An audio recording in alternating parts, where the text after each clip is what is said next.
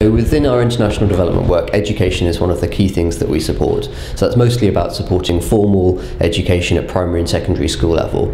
And we've got a particular interest in supporting education for girls and for young women because of the challenges that they face in going to school, but also their importance in the future as mothers of the next generation of children.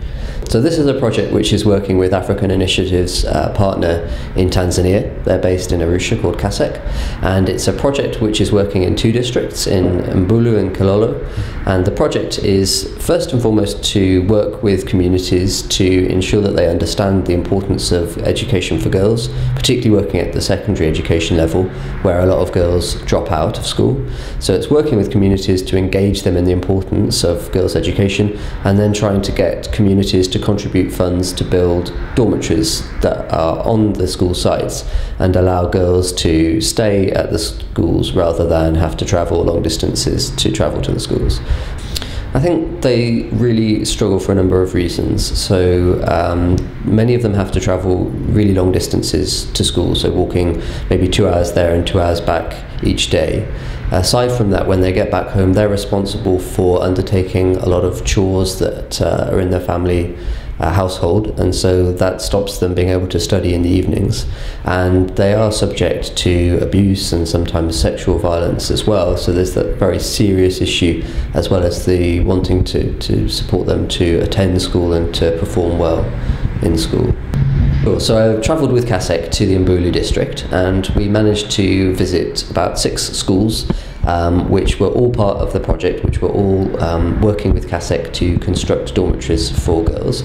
So at each of the schools we met the students and we met some of the girls who were benefiting from the dormitories that were going to be built, but we also met key individuals involved in the school, so the teachers and head teacher and the school management committees, and sometimes the local politicians, the local councillors that were important.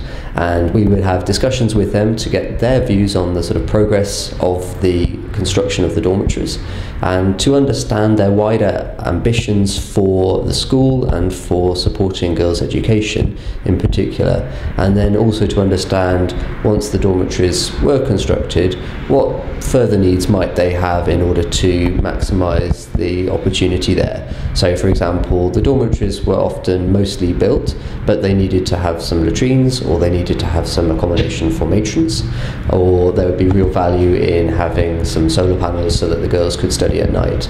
So we were discussing those issues with them, and at the same time really trying to encourage the communities to work together to contribute that little bit extra money and effort and resource just to get the dormitories finished. In many cases the dormitories were almost finished but were currently empty, and so I was trying to tell them that an empty building in itself meant nothing until the girls were able to stay there and to have that sort of safe and secure accommodation. So the best example would be 3 girls that we met. They were staying in what's known as sort of ghetto accommodation, so they didn't have to walk 10 kilometres every day. They were staying very close to the school, but in a mud hut that was not much bigger than your bathroom. They were all sharing one bed, so the 3 of them sharing one bed in just a very small room, and they had no other sort of facilities. They had to share toilets and washing facilities with the local community, and they were very vulnerable to sexual violence and to general threats and abuse.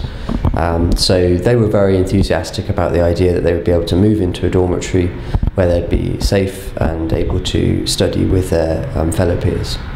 I think we're very enthusiastic about this project. We recognise that it is something which will take time in order to, not just to construct the dormitories, but in order to change that culture where girls' education is seen to be more of a priority than it has been. But there's clearly progress being made towards that.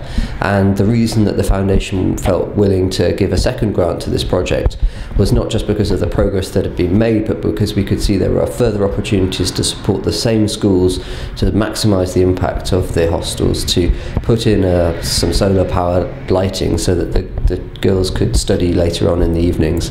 And we wanted also to support the monitoring of the outcomes of the project over a few years to see whether or not this really does have an impact on girls' attendance at school, but also their academic performance.